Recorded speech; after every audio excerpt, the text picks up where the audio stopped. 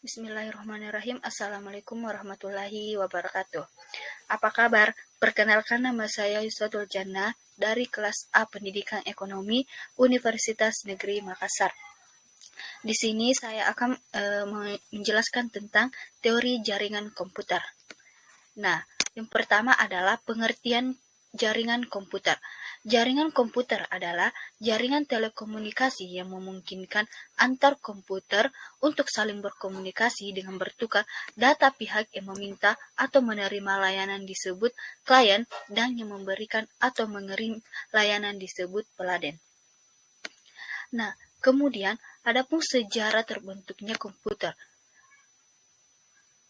Konsep jaringan komputer lahir pada tahun 1940-an di Amerika dari sebuah proyek pengembangan komputer model 1 di Laboratorium Bell dan grup riset Harvard University yang dipimpin Profesor Howard Hartwig Aiken.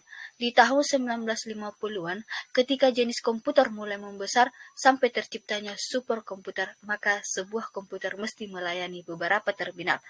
Nah, kemudian ada pun jenis-jenis komputer. Jenis-jenis komputer yang pertama adalah berdasarkan geografis, yaitu Local Area Network, Metropolitan Area, dan Wide Area Network. Nah, yang kedua adalah berdasarkan fungsi. Selain daripada berdasarkan geografis, jaringan juga mempunyai berdasarkan fungsi. Yang pertama adalah jaringan client server, yang kedua adalah jaringan ujung ke ujung, dan kemudian berdasarkan distribusi sumber atau informasi atau data. Yang pertama adalah jaringan terpusat, jaringan terdistribusi. Nah, kemudian berdasarkan media transmisi data, yaitu jaringan berkabel atau wired network, dan yang kedua adalah jaringan nirkabel. Kemudian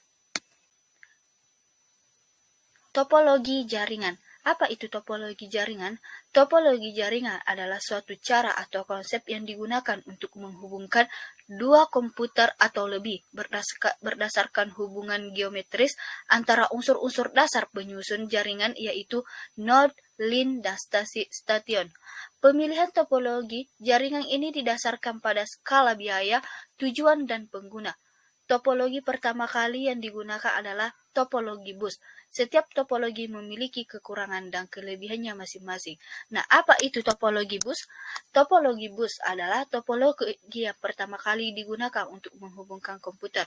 Adapun kelebihannya, yang pertama adalah tidak memerlukan sumber daya kabel yang banyak, dan yang kedua adalah biayanya juga lebih murah dibandingkan dengan topologi lainnya.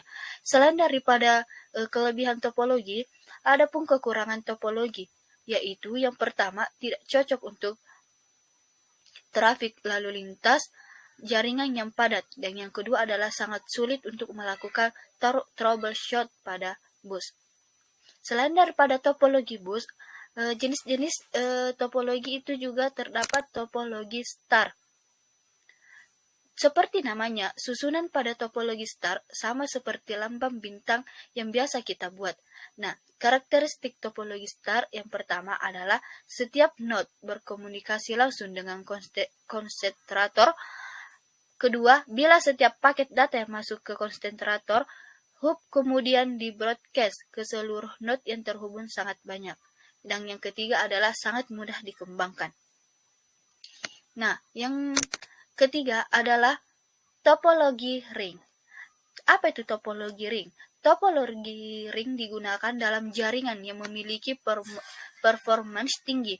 Jaringan yang membutuhkan bandwidth untuk fitur yang sensitif seperti video dan audio, atau ketika performance dibutuhkan saat komputer yang terhubung ke jaringan dalam jumlah yang banyak. Karakteristik topologi ring yang pertama adalah node-node dihubungkan secara serial di sepanjang kabel dengan bentuk jaringan seperti lingkaran. Yang kedua adalah sangat sederhana dalam layout seperti jenis topologi bus. Yang ketiga adalah paket-paket data dapat mengalir dalam satu arah, ke kiri atau ke kanan, sehingga collision dapat dihindarkan. Nah, berikutnya adalah topologi extended star. Nah, ini topologi yang terakhir. Topologi extended star adalah merupakan perkembangan lanjutan dari topologi star, yaitu setiap node berkomunikasi langsung dengan subnode, sedangkan subnode berkomunikasi dengan node pusat. Topologi extended star ini digunakan pada jaringan yang besar dan membutuhkan penghubung yang banyak atau melebihi dari kapasitas maksimal penghubung. Adapun keunggulan daripada topologi extended star ini yang pertama yaitu jika satu kabel subnode terputus, maka subnode yang lainnya tidak terganggu. Tetapi apabila central node terputus, maka semua node di setiap node akan terputus. Selain daripada keunggulan, adapun kelemahan dari topologi extended star ini yaitu tidak dapat digunakan kabel kelas rendah karena hanya menghandle satu traffic node, karena untuk berkomunikasi antara satu node ke node lainnya membutuhkan beberapa kali hops. Baik, itulah penjelasan mengenai teori jaringan komputer yang sederhana. Mohon maaf ketika ada yang salah. Saya akhiri dengan ucapan wabillahi taufik wal hidayat. Wassalamualaikum warahmatullahi wabarakatuh.